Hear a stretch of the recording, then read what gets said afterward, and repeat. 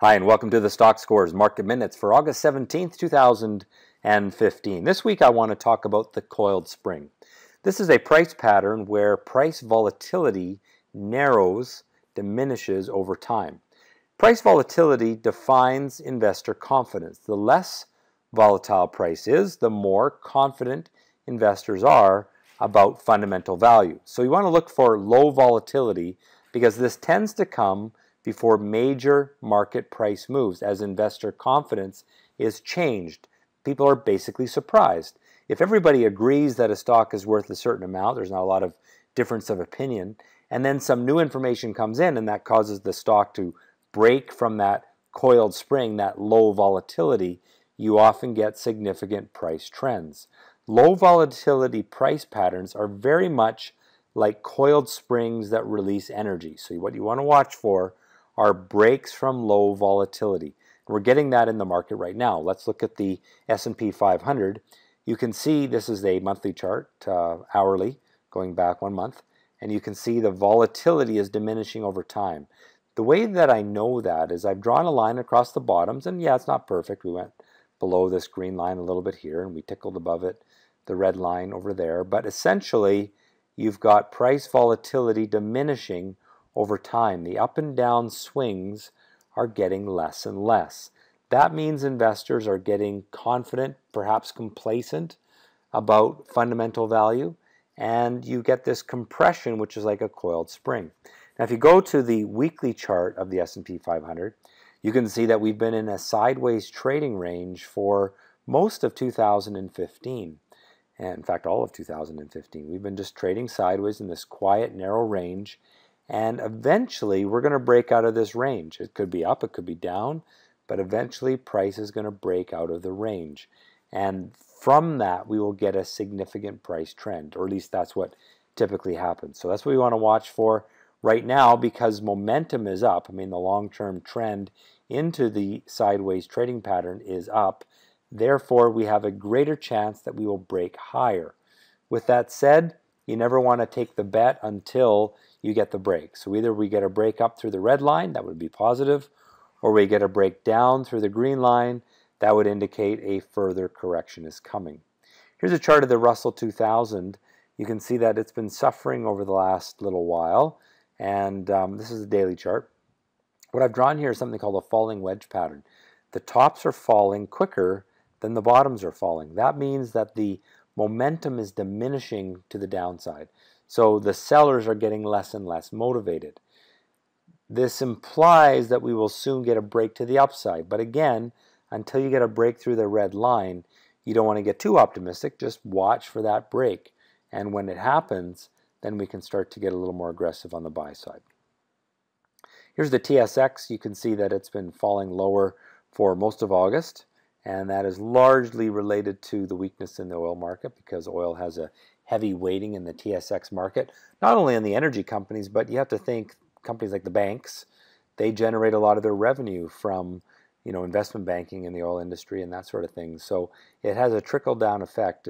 I think the oil market makes up 12% of the TSX, specifically in terms of oil companies, but it has a trickle-down effect in provinces like Alberta, Saskatchewan, Newfoundland. They gain a lot of their income and their jobs from the oil market. So if the oil is suffering, that has a big effect on the overall economy. And you can see that in the TSX market. Essentially, we've had a sideways market all summer.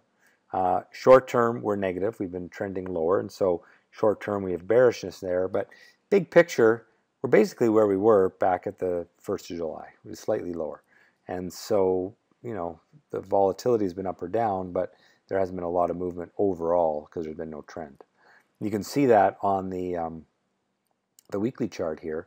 Going back all the way to October of last year, we're essentially where we were. We went up a little bit, went down a little bit along the way, but the market really hasn't made much of a move, unlike 2013 into 2014 when there was a real strong upward trend. So will we break into an upward trend again? Of course we will eventually. It just takes time. You can see that we were in sideways trading pattern through 2012 and the first half of 2013. Kind of similar over here. We're in this sideways boring pattern that needs to break. The TSX Venture, really suffering from the weakness in oil and the weakness in mining as well. Moving to new lows this week. A market to avoid overall, but specifically certain companies will be able to do well.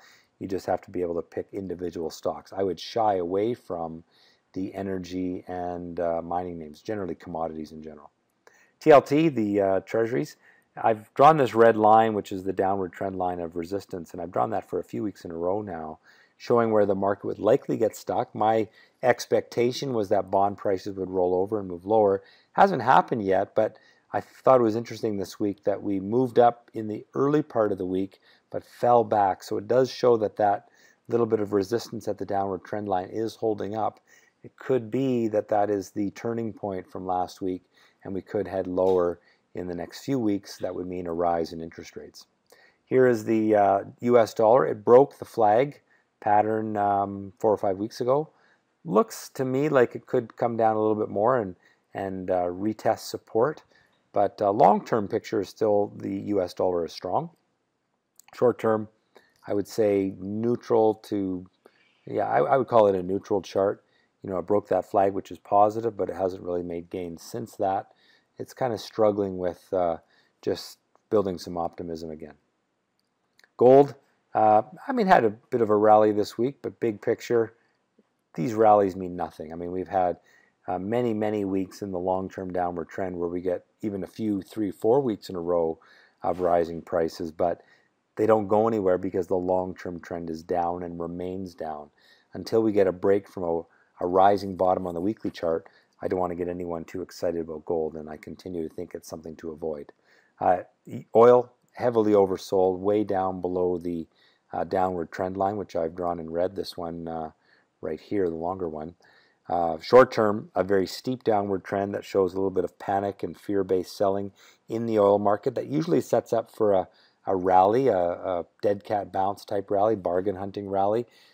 And I've talked about it in recent weeks, but we still need to see some signal for it. So I wouldn't trade for that until you see the market start to move up from a rising bottom on something like the 30-minute chart of the energy sector or of some major oil company stocks. Until that happens, remain pessimistic about oil, avoid it. But traders realize that there is going to be a snapback rally here. You know, you think about the rally we saw this spring, $10 to $12 in 3 or 4 weeks, that's a 20% gain. We'll get one of those again, but there's no sign of it just yet. Here's a chart of the VIX. You can see fear basically at a real low point. Falling tops in this chart shows pessimism. That means volatility is diminishing. We talked about that at the top. We have that compression of volatility, and that tends to come before a major market move. But will it be next week? Will it be in 3 months? Don't know. You got to wait for the break, wait for the volatility to snap and get that coiled spring released. So U.S. stocks, Canadian stocks, no real change in the last 2 weeks. Neutral on the U.S., neutral long-term Canadian, bearish short-term, and bearish on the commodities, gold and oil. Volatility is compressing for U.S. markets, which should soon lead to a directional break. Slightly more likely to be an up break, but I talked about that, how we have to be cautious and wait for that to happen. Canadian stocks are oversold and due for a bounce.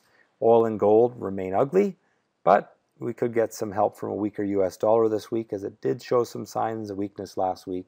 That could roll over and give some support. If there's any kind of strength in oil or gold, just trade them as trades. Don't take the long-term view. Just try to bottom fish and be nimble with them. That has been the Stockscores Market Minutes for August 17th, 2015. Have a great week in the market and trade well.